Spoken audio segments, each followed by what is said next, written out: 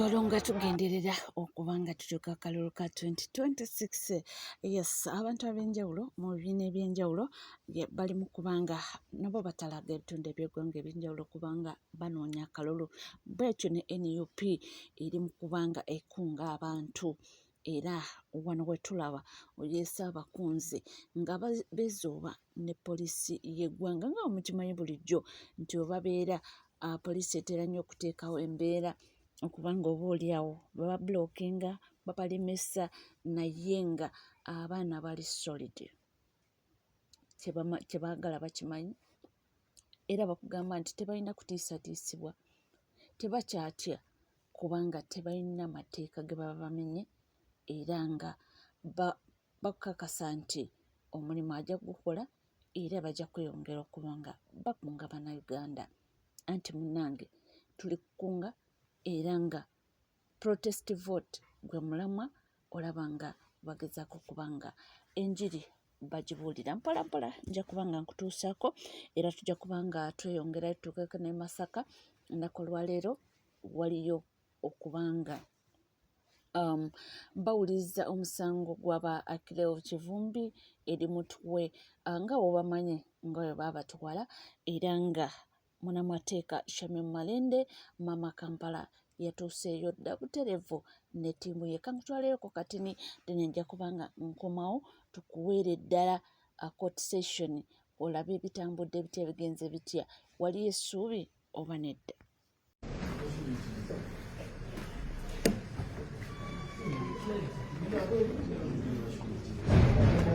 Bano le batuuse ku mirimu gye Mama Kampala atandise okukwasaganya emirimu gye gy'alina okukola nga looya ng'azze okujjirira baganda baffe Akileo Kivumbi, Smart, Eddie Mutwe ne Gaddafi ne General Gaddafi okusobola okulaba nga bayimbula olunaku olwaleero.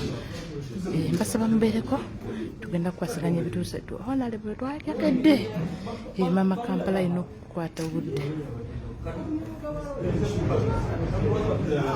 Mulabe Mama Kampala bambeere bakaka. Nja kubanga nkomawo nkutukwalire ddala tulabe biki ebivuddemu mu lunaku olwaleero mu kkooti. Ate munnange omuliro gweyongedde okubanga ate gukwata obutale era nga essaawa eno wenjogerera munnange Hoima Street Market yo yakutte omuliro awaawo ku Passe Street. Tetumanyi kikyo naye kankutwaleyoko katini naawe weerabireko n'agago.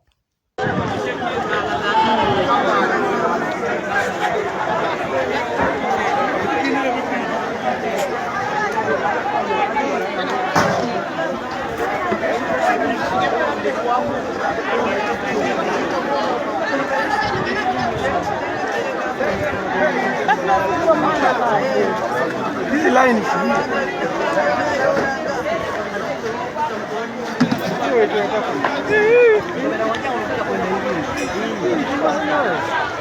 sawa kumanya w'amashanyarazi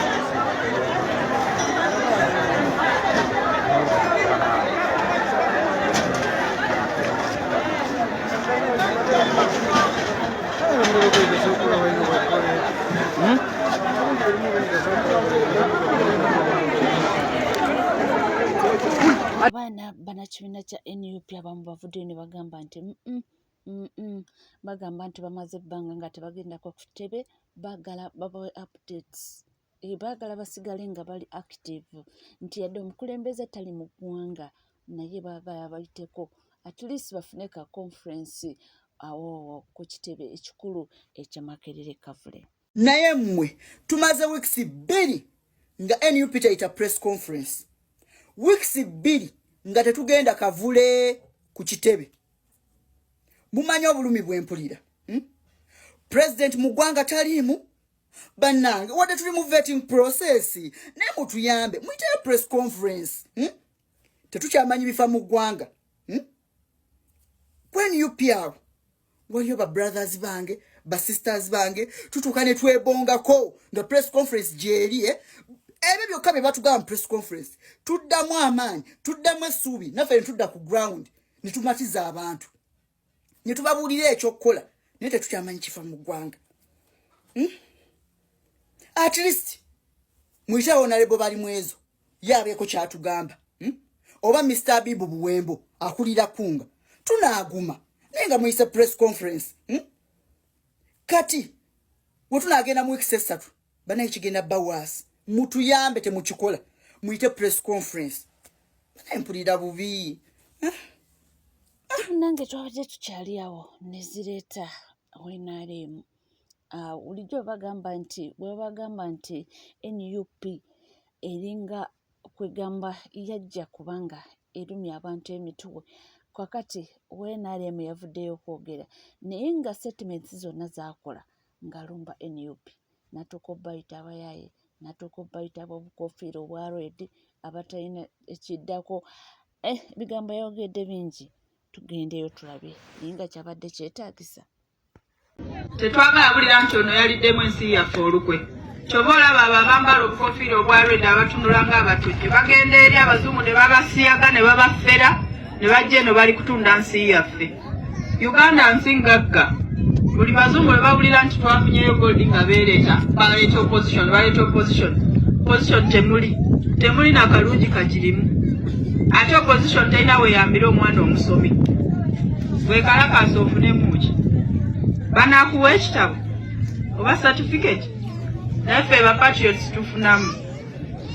Patriots mwene era tugyebaliza muzeeyi nti tetukoma wano yatuwa ne slots oba omwana ayagala yingira magye poliisi prisons mbawandiika buli mwaka ne tuweereza bakomanda ne babayingize wa CDF era twebaza president olwekyo. Munyamugati ndowooza kwe kubogeza ebigambo ebingi agambye mbu ababukofiira aba red abafaanana ng'abatujju nze naawe. Ate munange twadde tuli awo ne zireeta Queen Masolo n'ayambalira ba presidential advisor. Nno yawadde example kya full figure kyesimanyi nti full figure oba anaasirika ng'ayagala entalo. Tugulire ennaku zino yeewaayo kubanga awulira enjiri y'enkyukakyuka era nakugamba nti mbu ye yasalawo n'alaba omusana n'ava eri mu nzikiza era kati mbu amagezi ayina mangi. Abafulufiga abataasoma be bagikola.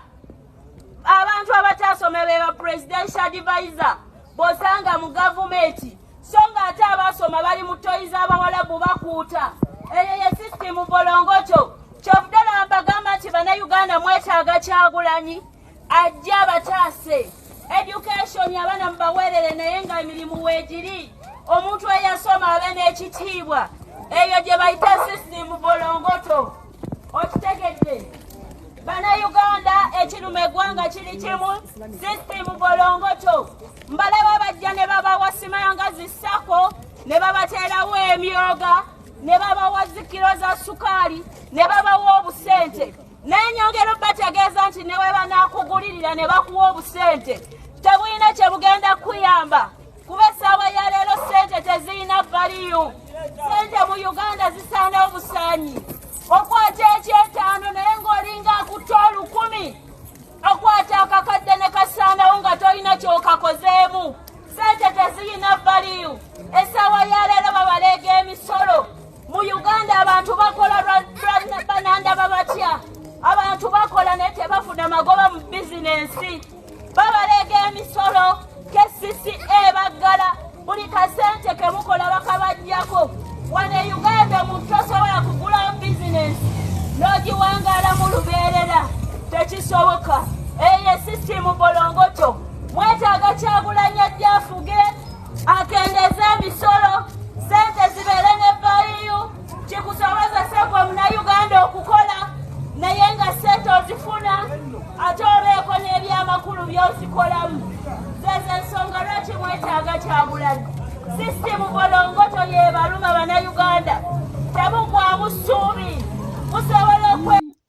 bw'owulira njiri y'enkyukakyuka era yakugamba nti yasalawo okuwagira NUP nti mu butuufu yalaba ekitangaala nti kati amagezi alina mangi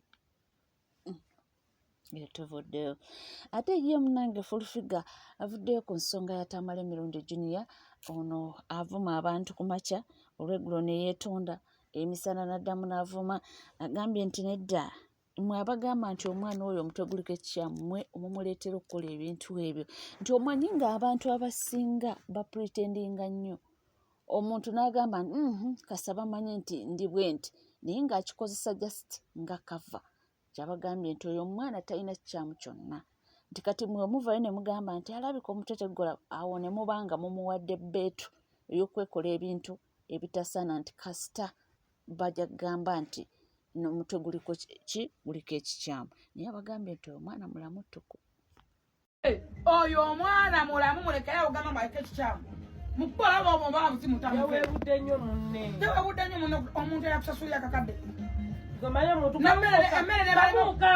wulira ne bamanga tebanakyakola bamukuba bagamba mutwetere ekyokulya n'aleeta 12 pieces kamukaaga yasooka sasula nkaaga za sikaali namba nasasula kakadde bamufunye VIP neetaga kusiba ndo wawabira ku polisi muno ne waba kukoza ekikyamu ne waba kukoza naye ngaamukozeekirako ekimu ekikumi amukozeeki asuka amukozeeki sendi yamukolaki janginizi yamukolaki yayagala buli mwagende ku magezi ge namukabina kakola yakolawa avane mubasomesa yakolawa akola mulimu mulekere ogamba aliko ekyamu oyo omwana mulamu mumupe azimu atuke yeetaaga n'omukuba n'omukuba n'omulisa nebbi omukuba n'omuteke nga tomumanyi yavumye nnyo kikasuku kyange yeetaaga n'omuwa abalenzi n'amamuti n'amatako naabwe yagamanyiira nzonga namukutte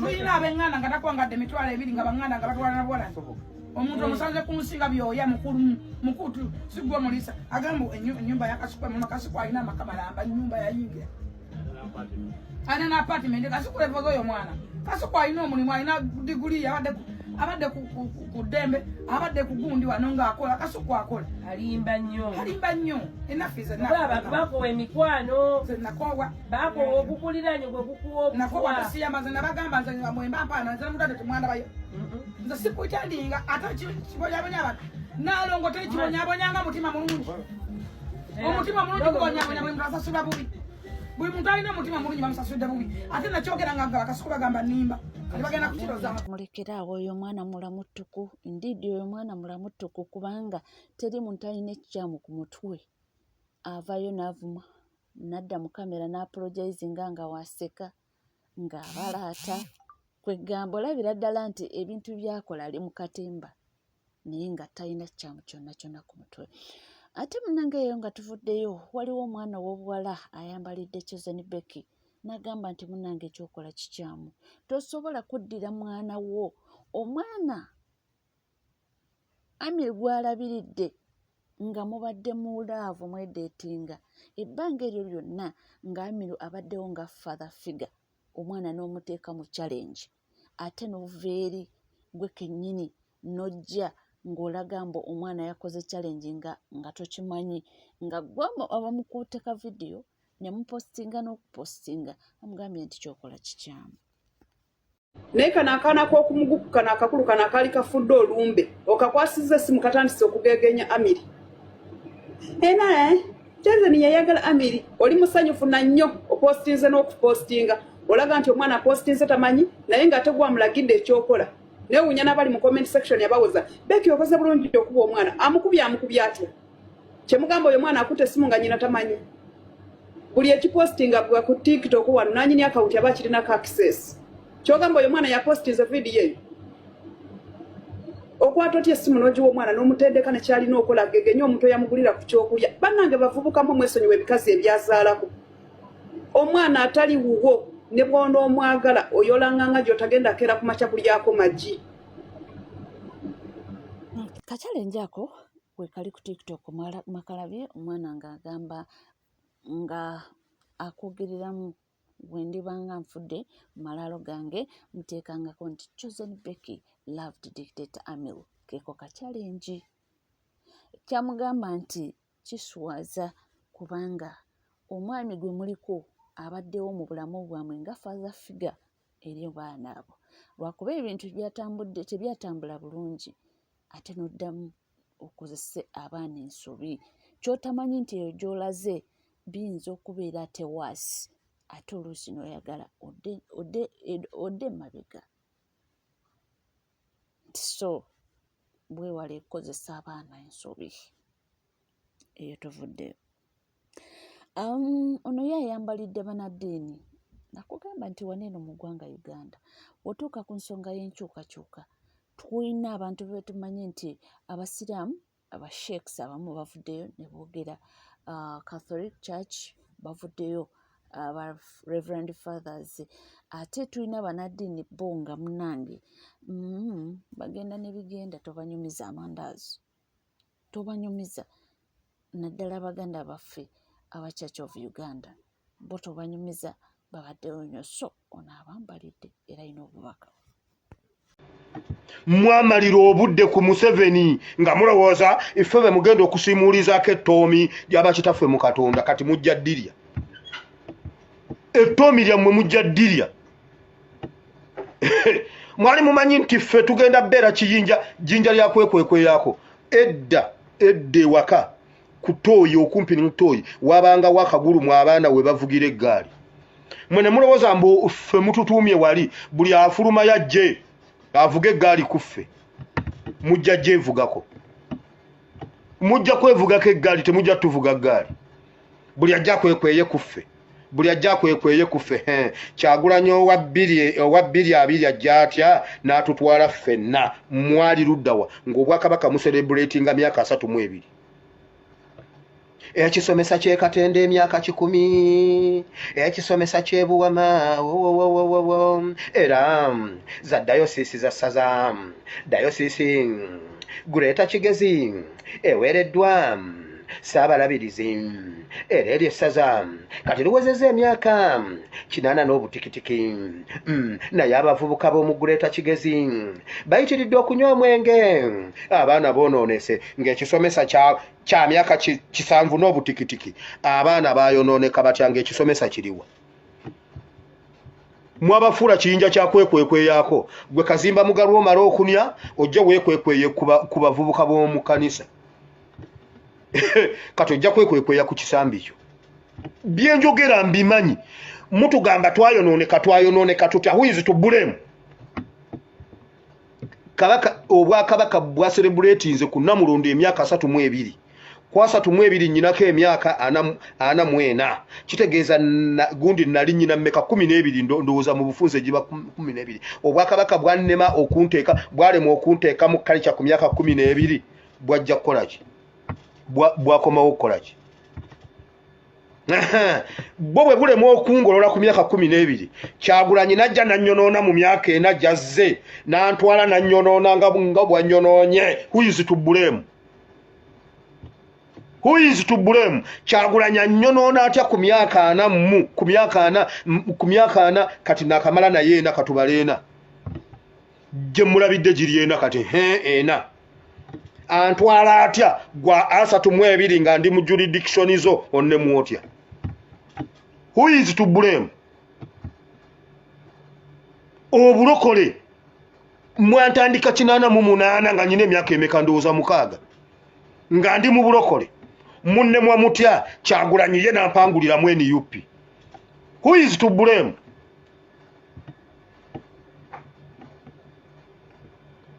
Mwakola obuvunaanyizibwa bwammwe oba temwatulowoozaako? Mwatuteekerateekera ki? Mwatubuulirira ki? Njagala ekkanisa muveeyo mutubuulire kiki kye mwali mutubuulidde ku leadership ey'eggwanga mu kkanisa. Sifunangako kadi, simanyi kali ya diplomati, simanyi diplomacy what. Nga abalokole mututeekateeka nti abavubuka abalokole bannange mweteeketeeke mujja twala eggwanga lino mu maaso. Tekibanga mu kkanisa. Mutubuulira sitaani ataliiyo. mutubuulira birooto simanyawo omusota nogungoba neŋŋamba yesu ngenda okulaba ng'omusajja muwanvu nnyo ng'ava mu kitangaala alinga pulideeta najja n'akwata omusota n'alyoka agukwata n'alyoka agukuba paaki we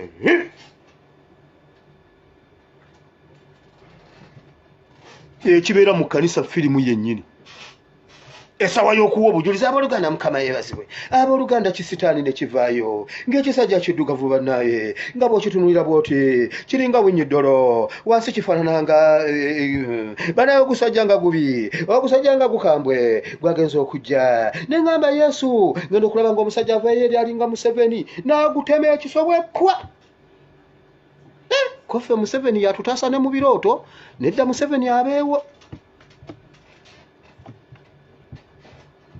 sifunangako mulokola nteekateeka nti I can be a leader mu Uganda nkiwuliridde mu Nuupu ate nga ndi wenaale sifunangako muntu mu nkiiko za Buganda yali aŋŋambyeko nti Wire mutabani wa Katongole ebunjako osobola okubeera omusajja wa Kabaka mituba esatu bunjako sikiwulirangako mmwe mwali mwatuteekerateekera ki mwe mwatugamba ki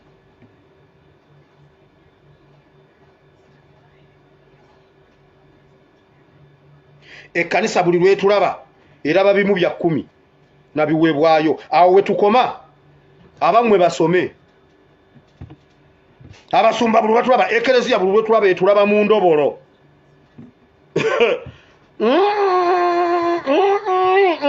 kati twagala ntebe mama nyabo 84 abakanona entebe kiki Kyagulanyi effect byonna bye mwagala okuzanya mu bizanye credit ndiwadde Kyagulanyi nkugambe ne bwe munatutwala mu kabuyonjo tujja gendayo nga njuki tujja kubaako kye tujjayo enswera n'enjuki zo ku NCK TV tewerabira kubanga subscribinga ringinga that notification bell sharinga likinga ebisigadde nkomo nabyo tova